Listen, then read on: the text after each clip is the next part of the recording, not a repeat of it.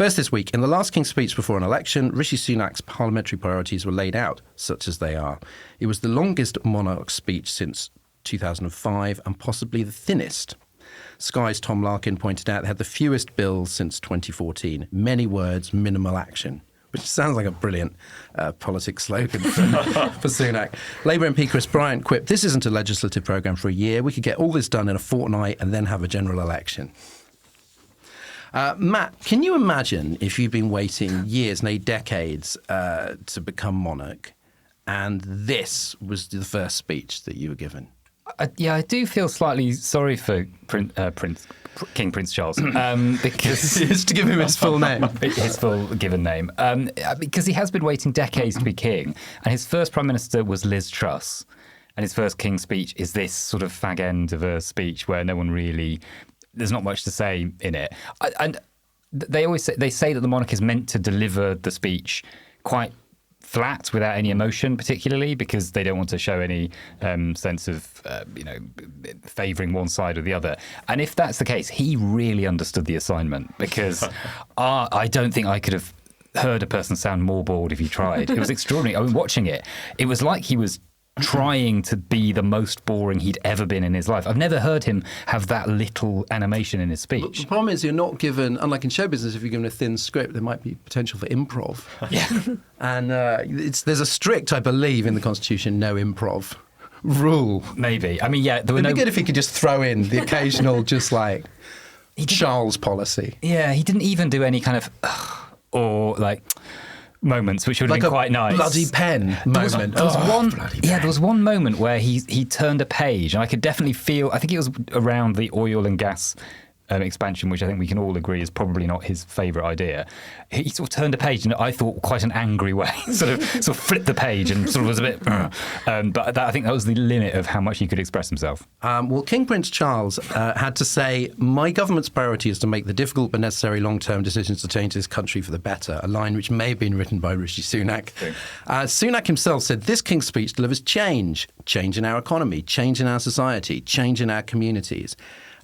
Do either of those statements bear any relationship to the actual policies? There are 21, but it feels like fewer.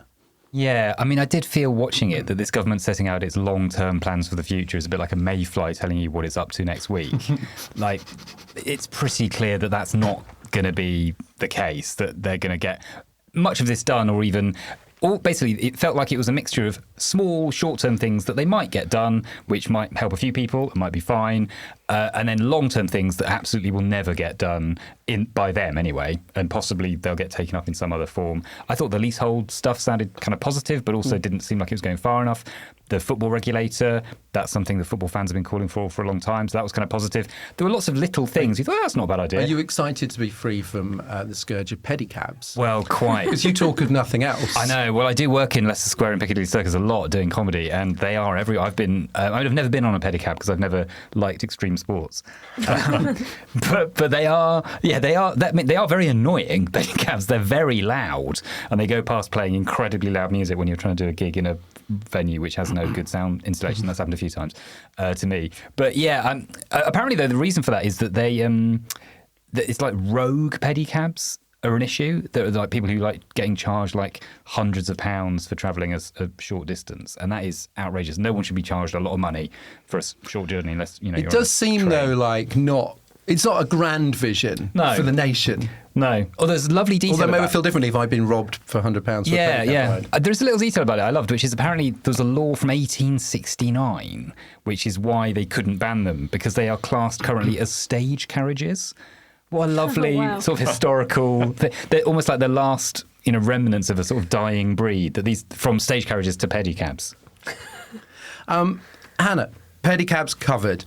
Which policies do you think were conspicuous by their absence, whether ones you approve of or ones you do not? Well, I agree that the leasehold thing only went so far. It didn't actually get rid of leasehold. It was the compromise that shut some campaigners up while also keeping people with large stakes in property happy. So for me, nowhere near enough. Conspicuous by their absence, low traffic neighbourhoods. I live in Streatham. If anybody has been following the London news lately, we've got a new low traffic neighbourhood and it has caused fury.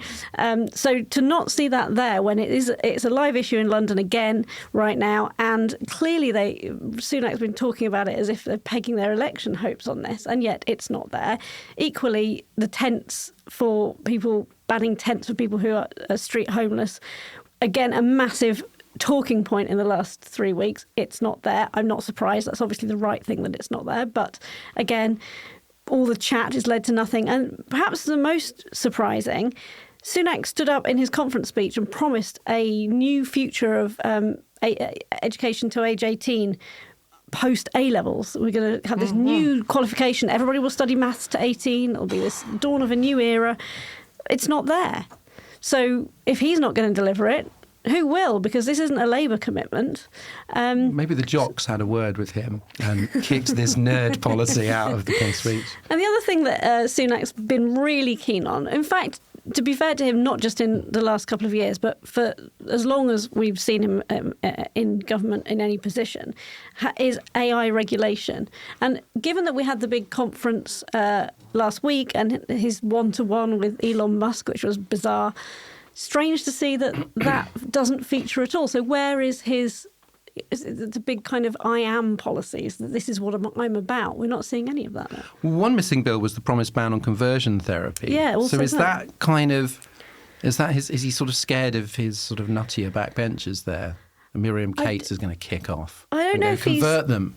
Scared of them. He needs to have something left there to be part of his,